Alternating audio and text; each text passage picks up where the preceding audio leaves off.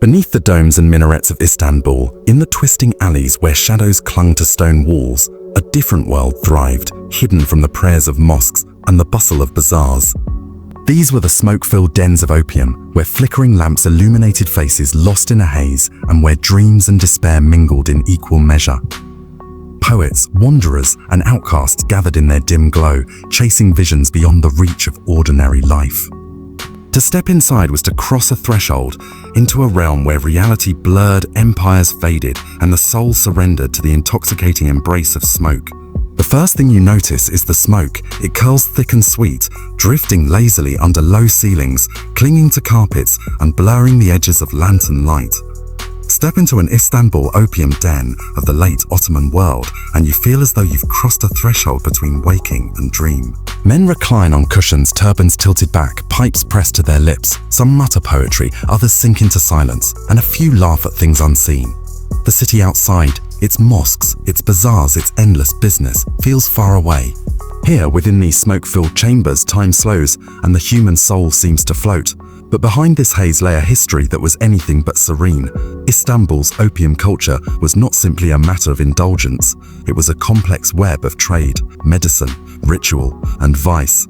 Ritual and vice. To some, opium was a sacred bomb, easing pain and inspiring thought. To others, it was a poison, one that dulled the empire's vigor and hollowed out its people. From the bustling docks where sacks of Anatolian poppies were unloaded, to the shadowy dens tucked deep within Ottoman neighborhoods, opium touched every level of society. The roots of Istanbul's opium fascination stretched back centuries. The poppy was native to Anatolia, its sap long valued for medicinal uses. Apothecaries in the city's bazaars sold opium tinctures alongside spices and perfumes. Physicians prescribed it for sleeplessness, coughs, and the aches of daily life. But what began as medicine slowly seeped into leisure, into habit, and into addiction. By the 17th and 18th centuries, Istanbul had already earned a reputation for its opium eaters and smokers, men of letters and laborers alike, who sought in its haze a temporary escape from the burdens of life under empire. To understand why opium gained such power, one must look at the city itself. Istanbul was a crossroads, perched between Europe and Asia, a gateway for goods and ideas that flowed along caravan routes and sea lanes.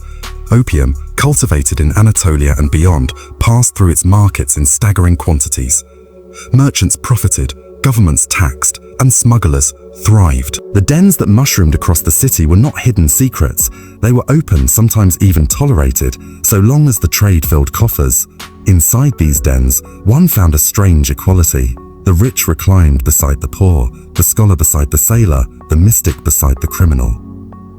A pipe was passed, a lamp lit, and all distinctions blurred in the smoke. Some came to chase visions, others to numb hunger, and a few to compose verses of poetry that spilled from drugged lips onto the pages of Ottoman literature. Travelers from abroad marveled at the sight, their accounts painting Istanbul as both alluring and depraved. Yet beneath the exotic allure was a darker story. For many, opium was not a choice but a trap. Laborers who sought relief for aching backs found themselves unable to work without it. Soldiers recovering from wounds became lifelong dependents of the pipe. Families watched as wages disappeared into smoke and loved ones slipped into stupor. What began as indulgence often ended in ruin, and still, the dens thrived. They were more than places to smoke. They were social hubs, places where gossip spread, politics whispered, and plots hatched. In their cushions and corners, Istanbul's opium culture mirrored the empire itself, decadent, fractured, haunted by both brilliance and decay. This is the story of that world, of the smoke-filled dens that became both sanctuary and snare. It is a story of medicine turned vice, of trade turned addiction, of poetry entwined with poison. And it is a story that reveals, in the haze of opium, the shifting soul of a city perched at the edge of empires. Long before the smoke-filled dens of Istanbul lured men into hazy trances, the poppy fields of Anatolia swayed gently under the sun. The land itself was the beginning of the story.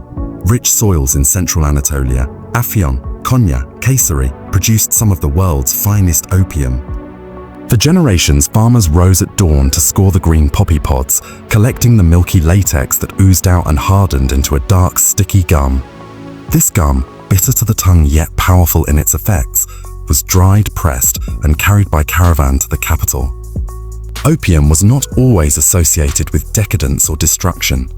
In its earliest forms, it was medicine.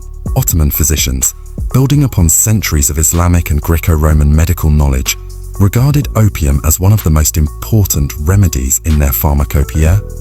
They called it Afinan, word derived from the Arabic afian, itself from the Greek opium. Apothecaries along Istanbul's Grand Bazaar sold opium in little packets, as common as cloves or saffron. A few drops of opium dissolved in syrup could calm a child's restlessness. A pellet the size of a chickpea might soothe the pain of kidney stones or ease the relentless cough of tuberculosis. Ottoman doctors recommended it for sleeplessness, melancholy, fevers, and even heartbreak. Opium, one 16th century physician wrote, is a gift that brings silence to pain and rest to the weary. For the sick and the poor, it was nothing short of miraculous, but medicine is a double-edged sword. The same qualities that made opium a healer also made it a beguiling escape. Once the immediate relief faded, the body craved more. Ottoman poets and mystics were among the first to explore opium's other side, not merely as a bomb, but as a doorway to altered states. In smoky gatherings, men chewed pellets or brewed opium teas, speaking of visions and inspirations. To some, the drug seemed almost divine, a key to unlock hidden truths of the universe. The trade in opium was not confined to medicine cabinets and spiritual circles. By the 17th century, it had become one of the empire's most lucrative exports. Caravans carried bricks of Anatolian opium across Persia and India. Ships loaded with sacks left the docks of Izmir and Istanbul, destined for European ports hungry for exotic drugs. The Ottoman treasury took its cut, taxing farmers, merchants, and buyers alike. In this sense, opium was both lifeline and liability, fueling the empire's economy while quietly sowing dependency among its people. Istanbul, as the beating heart of the empire, absorbed the largest share of this opium trade. Street vendors sold little black pellets wrapped in paper to customers who used them as casually as Europeans used tobacco. Pilgrims heading for Mecca stocked up on opium for the long journey, believing it would cure fatigue and ward off illness. Even soldiers on campaign were known to carry small lumps in their belts, using it to dull hunger and calm nerves before battle. Yet the line between use and abuse was a thin one. A city doctor might prescribe opium for sleeplessness, but his patient could soon find himself unable to rest without it, dicky. A merchant might chew a pellet for stomach pain, then discover that his appetite for the drug grew stronger than his appetite for food. Slowly, Istanbul's relationship with opium shifted from cure to craving. It was during this time that the first true opium dens appeared in the city. Unlike the open stores of the bazaars, these dens offered more than medicine. They promised an experience. Cushions, pipes, and lamps created an atmosphere of indulgence. Here, opium was not taken to heal but to dream, to forget, to float away from the burdens of daily life. What had once been the pride of Anatolia's fields was becoming the vice of the empire's capital. This transformation from sacred medicine to seductive poison was the foundation of Istanbul's opium culture. The poppy fields of Anatolia had given the empire both wealth and wonder, but in the streets and dens of the capital, those same fields were planting the seeds of dependency that would soon flourish into a smoky, intoxicating world of excess. Step through a narrow alley in Istanbul's old quarters, and you might find a wooden door with no sign above it, no mark to suggest what lay behind.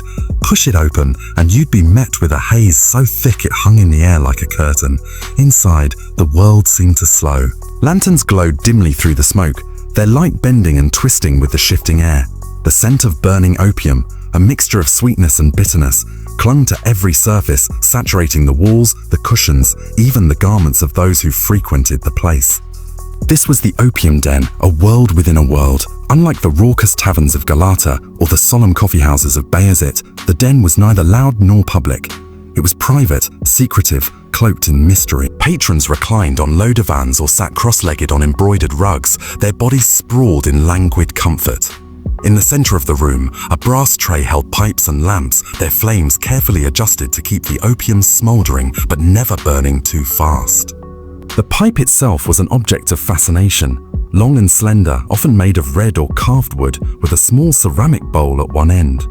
A drop of dark resinous opium was placed on the bowl and heated until it released its smoke, which was then inhaled slowly, rhythmically. The first draw brought a warmth to the chest, a calmness to the mind. The second loosened the body, dissolving the boundaries between flesh and thought. By the third, the smoker was no longer fully present, floating instead in a world of half-dreams. The den was not only about the drug, it was about the people who gathered there.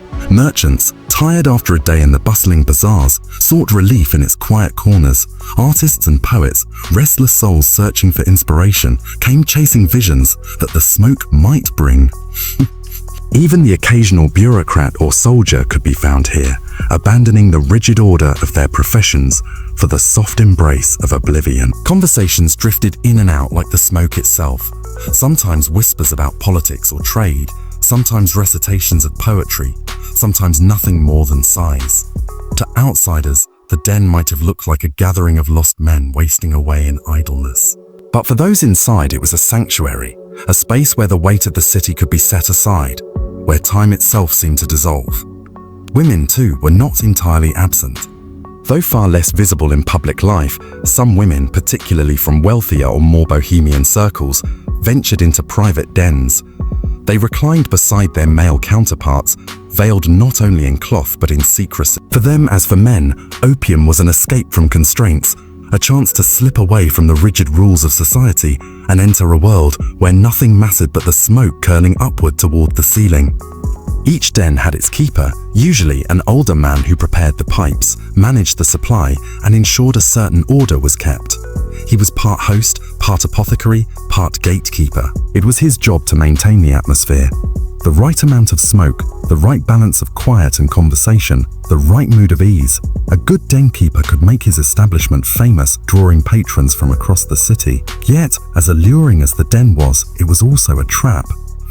The same cushions that cradled a man in comfort also held him prisoner for hours, sometimes days.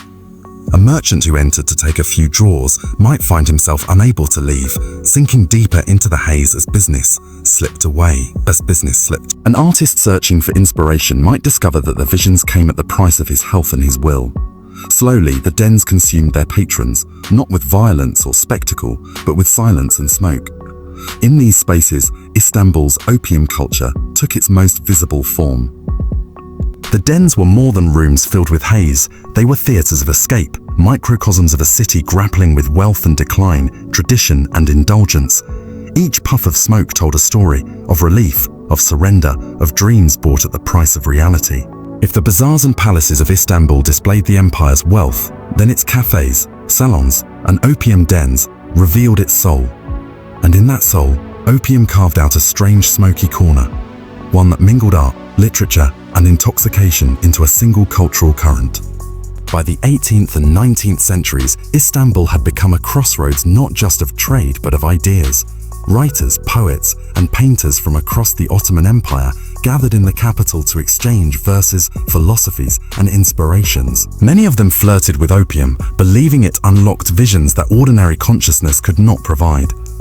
For poets steeped in Ottoman literary tradition, opium was more than a narcotic, it was a metaphor.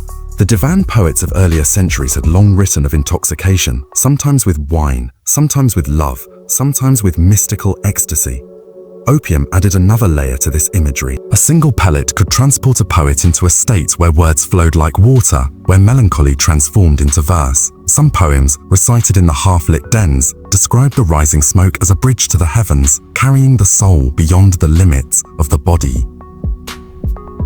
Painters too fell under its spell. Though Islamic tradition often limited depictions of the human form, Istanbul's 19th century artists, exposed to European styles, began to experiment.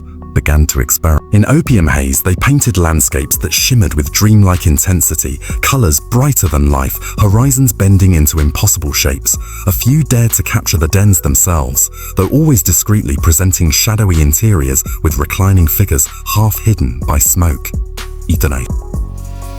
These paintings rarely saw the light of official exhibitions, but they circulated quietly in private collections, whispered about as curiosities of the Bohemian underground. The most notable influence, however, was in storytelling. Istanbul's writers were not immune to the literary fashions sweeping Europe, where opium had already left its mark. In London, Thomas de Quincey's Confessions of an English Opium Eater had shocked and fascinated readers. In Paris, Charles Baudelaire had penned Artificial Paradises, romanticizing hashish and opium as portals to the imagination. Ottoman intellectuals, reading these works in translation, drew parallels with their own city's smoky sanctuary. A new generation of Istanbul's writers began to weave opium into their tales. Short stories describe characters drifting between reality and dream, their lives shaped as much by smoke as by fate. Plays hinted at bureaucrats who lost themselves in dens after long days of service, or lovers who turned to opium to dull the pain of separation. Though never entirely mainstream, these works revealed a cultural fascination that the authorities could not ignore. Among the most avid consumers of opium's cultural aura were the city's European residents. Diplomats, merchants, and adventurers living in the foreign quarters of Pira and Galata heard tales of Istanbul's dens and sought them out, returning with stories colored as much by fantasy as fact. In their travelogues, opium dens became exoticized stages, Orientalist spaces of mystery where East and West collided. These accounts, often exaggerated, added to the myth of Istanbul as a city of shadows and temptations, luring readers in London or Paris with promises of forbidden experiences. It was in these circles, poets, painters, travelers, that Istanbul's opium culture crossed from mere indulgence into art. Smoke became symbol, intoxication became metaphor, and addiction became a quiet theme lurking beneath the surface of creativity. Just as Paris had its hashish clubs and London, its opium parlors, Istanbul carved out its own bohemian identity through the haze of the poppy. But behind the poetry and paintings, a darker truth lingered. For every artist who claimed inspiration from the drug, countless others were swallowed by it. Not every vision produced a masterpiece, and not every dream ended in enlightenment. Often, the dens drained their patrons of vitality, leaving behind only fragments of unfinished works and the hollow remains of ambition. The cultural glow of opium was undeniable, but so too was its destructive shadow. This duality, opium as both muse and menace, was what made Istanbul's experience unique. In the heart of the Ottoman capital, creativity and dependency became intertwined, producing beauty even as it hollowed lives. By the 19th century, the haze of Istanbul's opium dens was no longer just a private indulgence. It was a public issue. The Ottoman Empire was already grappling with pressures on all sides: foreign debt, nationalist uprisings, and the slow erosion of imperial power. In this climate of uncertainty, opium was both a resource and a liability. For the state, opium was money. Taxes on Anatolian poppy fields and opium sales filled imperial coffers. Export duties brought much-needed silver into the treasury. European traders clamored for Ottoman opium, especially in Britain and France, where pharmaceutical companies demanded it for morphine production. The empire could not afford to ignore such profits. In fact, in many provinces, opium was a state-protected crop, its cultivation encouraged, its trade regulated. But within the capital, the problem was different. Istanbul's dens were no longer hidden curiosities. They had multiplied, spreading from shadowy alleys into entire neighborhoods. Reform-minded officials, already struggling to modernize the empire along European lines, viewed them with alarm. To them, opium dens were symbols of decay, places where men abandoned responsibility, squandered wealth, and undermined the discipline of the Ottoman state. The Tanzimat reforms of the mid-19th century aimed to modernize law and order, and opium came under their gaze. Police raids occasionally struck at dens, dragging out dazed patrons and shuttering establishments.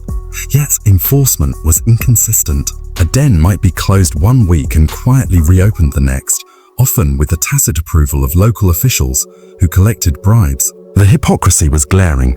While doctors prescribed opium freely and the state profited from its sale, addicts were scorned and den owners punished when it suited political image.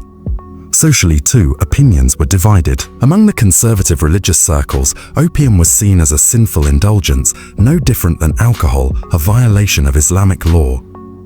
Preachers warned that the dens were gateways to moral ruin, places where men neglected prayer, family, and duty. Sermons denounced the smoke-filled rooms as traps laid by Satan himself, yet others defended opium as an ordinary part of life. To the working poor, a pellet of opium was cheaper than a night in a tavern and far more effective at dulling pain and hunger. To soldiers, it was a comfort in the chaos of war. To merchants, it was a way to endure long nights of trade and travel.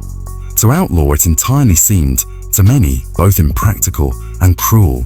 Caught in the middle were the reformers, often educated in Europe, who saw opium as an obstacle to modernization. They argued that a modern empire required sober citizens, disciplined soldiers, and efficient workers, not men lost in smoky trances.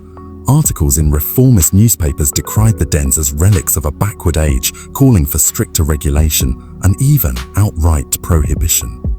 These calls echoed the growing temperance movements in Europe, though they were often met with skepticism in Istanbul, where opium was too entrenched in daily life to be easily removed. International politics also complicated matters. European powers, particularly Britain, were deeply invested in the global opium trade. The same empire that fought the Opium Wars in China also imported Anatolian opium for medical and industrial use. Western diplomats in Istanbul sometimes criticized the city's dens as barbaric, even as their own nations profited from the very same substance. This hypocrisy was not lost on Ottoman officials, who bristled at foreign lectures while quietly negotiating trade deals. Thus, opium sat at the crossroads of power and weakness, morality and necessity. For the Ottoman state, it was an economic asset too valuable to discard. For reformers, it was a social ill too dangerous to ignore. For the people of Istanbul, it was both medicine and poison, comfort and curse. The tension only deepened as the 19th century turned into the 20th. As the empire weakened, the dens grew more entrenched, feeding off the anxieties of a population caught in decline. The more unstable the state became, the more alluring the smoke-filled rooms appeared, offering escape from a world unraveling outside. To the outsider, Istanbul was always a city of mystery. Europeans who stepped off steamships in the 19th century often described it in tones of awe, the domes and minarets shimmering in the morning light, the calls to prayer echoing over the Bosporus, the smells of spice, smoke and sea salt mixing in the air. But beyond the mosques and markets, beyond the grand palaces and narrow alleys, there was another layer of the city, hidden, forbidden, intoxicating. For many foreign travelers, it was the opium dens that embodied this deeper, darker Istanbul. Travel writers, adventurers, and diplomats alike recorded their experiences with varying shades of fascination and horror. Some described their first encounter with the dens as though stepping into another world. The smoke, the silence, the languid bodies stretched across cushions, all of it seemed to belong to a dream rather than reality. For a Parisian or Londoner used to the bustle of cafes or taverns, the stillness of a den felt uncanny, as if time itself had been suspended. Many accounts exaggerated what they saw. To European eyes, the dens were not just places of indulgence, but symbols of the Orient's decadence. Writers painted them as shadowy caves where men wasted their lives in indolence, their wills dissolved in smoke. Travelogues described addicts with hollow eyes and trembling hands, comparing them to ghosts. Artists sketched dens filled with exotic carpets, brass lamps, and veiled women reclining beside opium pipes, images that owed more to imagination than to reality. These depictions fed directly into Orientalist fantasy. In Paris and London, readers devoured tales of Istanbul's dens, imagining them as sensual, dangerous places where East and West collided in a haze of forbidden pleasure. Illustrated magazines published engravings of opium smokers in fezzes, their expressions lost in trance. Painters back in Europe created lush scenes of imagined dens, dark interiors with golden drapery, mysterious women, and curling smoke that seemed to whisper secrets. Whether or not these images reflected Istanbul's reality hardly mattered. They sold an image of the Ottoman capital as a city of exotic temptation. Not all visitors, however, were content to remain spectators. Some tried the opium themselves. A few recorded their experiences in startling detail. First the bitterness on the tongue, then the wave of warmth, then the slow drift into hallucinations. One British traveller described reclining in a den near Galata and feeling as though the walls melted into clouds. It was, he wrote, as if I had stepped into the pages of a dream where neither pain nor memory could touch me. Yet others recoiled, describing nausea, dizziness, and unsettling visions. For them, opium was not a gateway to paradise but a descent into disorientation. These reports, too, found eager readers back home, reinforcing the sense that the dens were both alluring and dangerous, beautiful to imagine but perilous to touch. The foreign fascination with Istanbul's opium dens was not entirely harmless. By presenting the city as a place of weakness and decadence, European writers helped cement stereotypes that cast the Ottoman Empire as a declining power, incapable of discipline or progress. These narratives served colonial and political agendas, justifying Western dominance by portraying Eastern societies as trapped in vice. And yet, paradoxically, those same nations were among the biggest consumers of Ottoman opium. British companies imported Anatolian opium for morphine and pharmaceutical production. French apothecaries stocked it for their patients. Western armies used it to treat pain on the battlefield. The same people who condemned Istanbul's smokers relied on the empire's farmers to supply their own needs of Aufindus. This hypocrisy did not go unnoticed in the Ottoman capital. Intellectuals and reformers bristled at the way Europeans romanticized or condemned the dens while profiting from the trade. In their view, the West's obsession with Istanbul's opium culture said less about the city itself and more about the fantasies and fears of outsiders looking in. By the end of the 19th century, Istanbul's reputation in the Western imagination was inextricably tied to the image of the opium den. Whether real or exaggerated, the smoke-filled rooms had become symbols of a city at the crossroads, between East and West, between reality and fantasy, between empire and decline. Behind the dreamy haze of the dens lay a harsher truth. Opium was not just a pastime of poets or a curiosity for travelers. It seeped deeply into the fabric of Ottoman society, leaving marks that were harder to erase than the smoke that clung to the walls. For the working poor, opium often began as necessity rather than luxury. A porter who hauled heavy loads along Istanbul's docks might chew a pellet to ease aching muscles. A seamstress, weary from long nights bent over her work, might turn to the drug for rest. Soldiers on campaign carried small lumps in their belts, using it to dull hunger or steady trembling hands before battle. At first, it seemed harmless, an affordable relief, cheaper than wine, more reliable than prayer. But soon, the relief turned into dependence. A man who once used opium to endure the hardships of labor found himself unable to lift a sack without it. A woman who turned to the drug for sleep discovered she could no longer close her eyes without smoke filling her lungs. Entire households quietly wrestled with the burden of addiction. Wages disappeared into the hands of dealers, meals grew smaller, debts larger. Families whispered of fathers lost to the dens, of sons who drifted into the haze and never returned. In the military, the problem was even more alarming. Reports circulated of soldiers too dazed to fight, officers unable to command, units weakened not by enemy fire, but by their own indulgence. The empire, already struggling to hold its borders, could not afford such weakness. First, reformers pointed to opium as a silent enemy, one that eroded discipline more effectively than any foreign army. Even the bureaucracy was not immune. Rumors swirled of clerks who disappeared into dens during the workday, of scribes who left official records half-finished, of judges who rendered verdicts with clouded minds. In a state already buckling under corruption and inefficiency, opium added another layer of decay. The layer of decay. The image of an empire in decline was not just metaphorical. It was visible in the smoke drifting from the lips of its officials. Yet the social toll extended beyond the state. In the neighborhoods of Istanbul, addiction created fractures that could not be mended easily. Husbands abandoned their duties, wives struggled to hold families together. Children grew up in homes where smoke replaced bread. Religious leaders denounced the dens as sources of sin and ruin, urging men to turn away from temptation.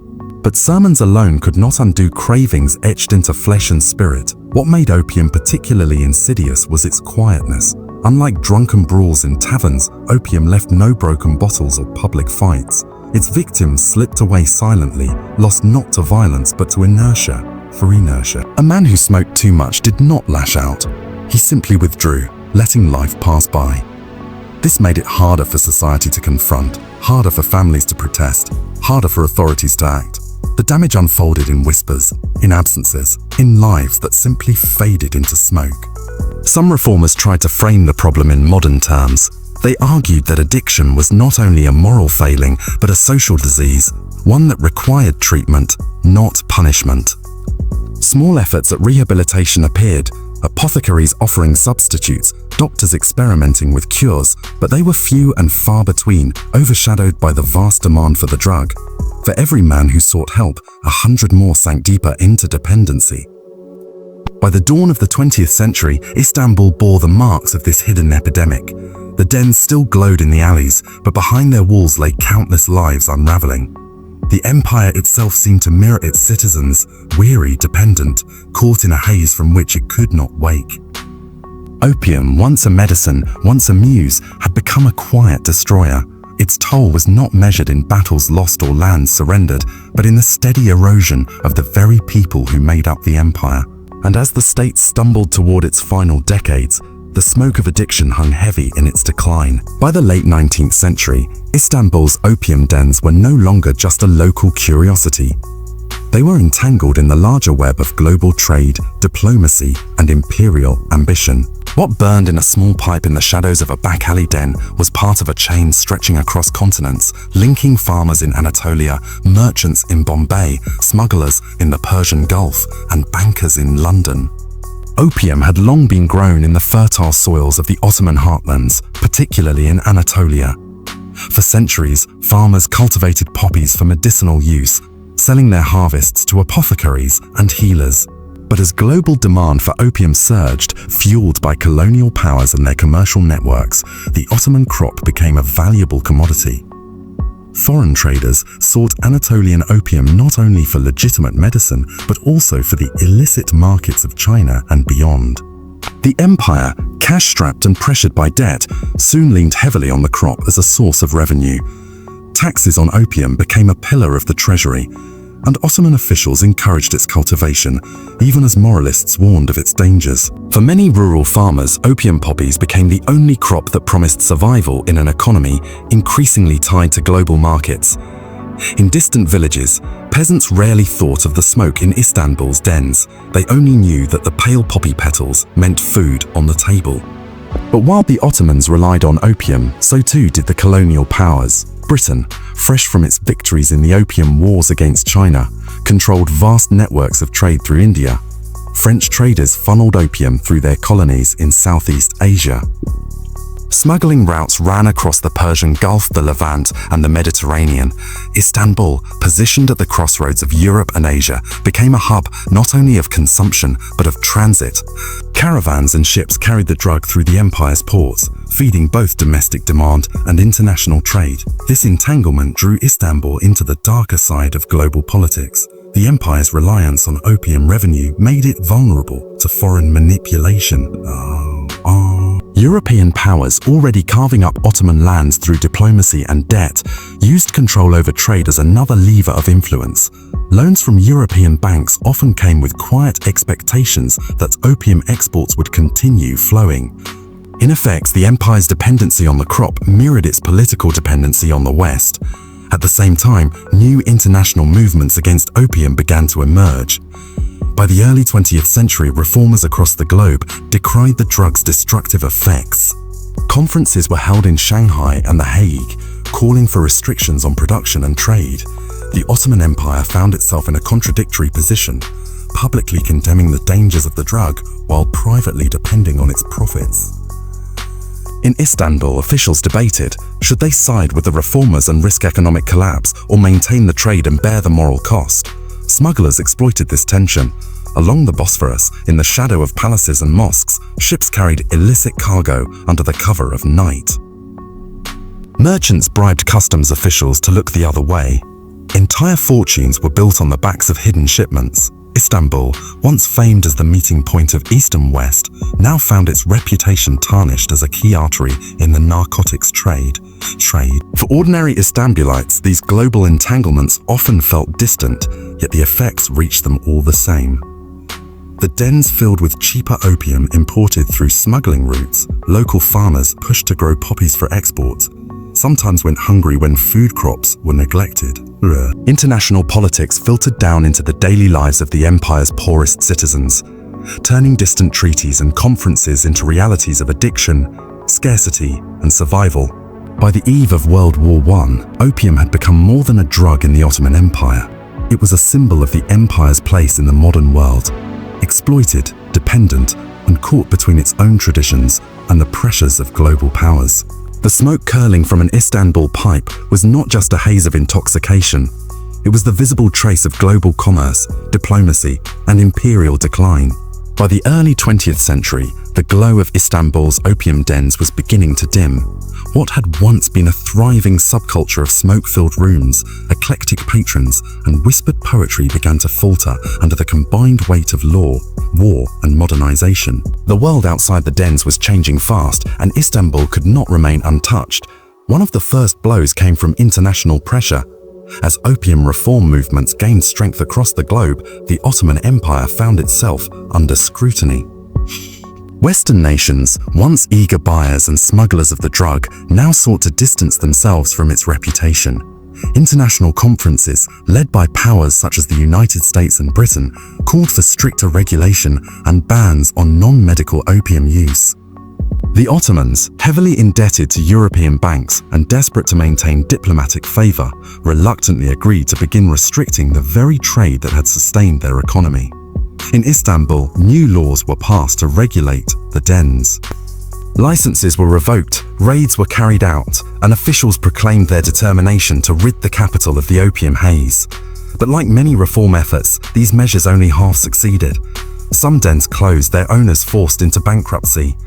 Others simply went underground, hidden behind unmarked doors in labyrinthine alleyways, operating in whispers rather than song. Then came the catastrophe of World War I. The empire, drawn into the conflict, saw its cities transformed by deprivation, military mobilization, and political turmoil. The opium trade, once a profitable venture, was disrupted by blockades and the collapse of trade routes. Supplies dwindled, prices soared, and the dens that survived became places of desperation rather than leisure. Addiction, once wrapped in the glamour of poetry and exotic ritual, turned into a grim escape for soldiers returning from the front, wounded in body and spirit. The war accelerated the decline of the Ottoman Empire itself, and with it, the culture of indulgence that had once defined Istanbul's bohemian quarters. As the empire gave way to the Turkish Republic in 1923, a new spirit of nationalism and modernization swept through the city. Mustafa Kemal Atatürk's reforms sought to pull the new nation into the modern world, leaving behind what was seen as the decadent habits of a decaying past. In this new Turkey, opium had no place as a social indulgence. Though the poppy continued to be cultivated under government control for medicinal and pharmaceutical purposes, the smoky dens of old Istanbul were steadily eradicated. The authorities shut down what remained of the establishments, and public discourse reframed them as symbols of weakness, moral decline, and foreign corruption. To be associated with the dens was to be tied to an old order the Republic was determined to erase, yet memory lingered. Writers and artists of the 1920s and 1930s recalled the dens with a mixture of nostalgia and disdain. Some painted them as romantic hideaways where creativity had once flourished, while others portrayed them as traps that destroyed lives. In their works, the dens became both myth and cautionary tale, remnants of a city that was rapidly remaking itself into a modern metropolis. For the city's poor, however, the end of the dens did not mean the end of addiction. The underground trade persisted in quieter, more dangerous forms. Without the open social spaces of the old dens, users found themselves isolated, hidden, and increasingly vulnerable. What had once been a communal, if controversial, practice was pushed into the shadows where its dangers grew unseen. By the mid-20th century, the Istanbul of smoke-filled opium salons, where poets mused and sailors dreamed, was gone. Its remnants survived only in scattered stories, in fragments of literature, and in the half-remembered whispers of an older generation. The city itself had moved on. New boulevards, modern buildings, and bustling industries rose where the dens had once thrived. But beneath the surface, the ghost of the opium haze still lingered, a reminder of a time when the empire's crossroads city embraced the drug that would later haunt its memory. The story of Istanbul's opium dens is not just a tale of intoxication. It is a mirror held up to the complexities of empire, trade, art, and human longing. For centuries, these smoke-filled rooms reflected the paradox of the Ottoman world, a society striving for grandeur and order, yet irresistibly drawn to the dreamlike escape of the opium haze. In the dens, poets and philosophers wrestled with visions that blurred the line between inspiration and delusion. Sailors and wanderers found fleeting solace from the hardships of their journeys. Merchants and aristocrats sought luxury in the curling smoke, while the poor inhaled the same vapors out of desperation. Within those dimly lit walls, the distinctions of class, religion, and nationality often faded. Everyone was equal before the pipe. But the dens also reveal the costs of indulgence. Addiction eroded lives, families, and communities, leaving behind scars that neither poetry nor wealth could disguise. The city's reliance on opium revenue tied it to global networks of exploitation and smuggling, leaving Istanbul vulnerable to the same imperial pressures that ultimately fractured the Ottoman world. In this way, the dens became both a sanctuary and a trap, a symbol of freedom and decay. As Istanbul transformed in the 20th century, the dens faded into memory. Yet their influence lingered, shaping literature, music, and cultural memory. European travelers carried stories of the dens back to Paris and London, where they fed the romanticized fascination with the Orient that colored Western art and imagination. Turkish writers, meanwhile, used the dens as a lens through which to critique both the empire's decline and the disorienting pace of modernization. In the global story of narcotics, Istanbul's opium dens stand as a crucial chapter. They remind us that the drug trade is not just an economic or political issue, but a deeply human one, bound up with dreams, despair, and the search for transcendence. Just as the opium wars reshaped China and the opium salons of Paris influenced European art, so too did Istanbul's dens reflect and shape the fate of a city at the crossroads of continents. Even today, when the dens themselves are long gone, their echoes can still be felt.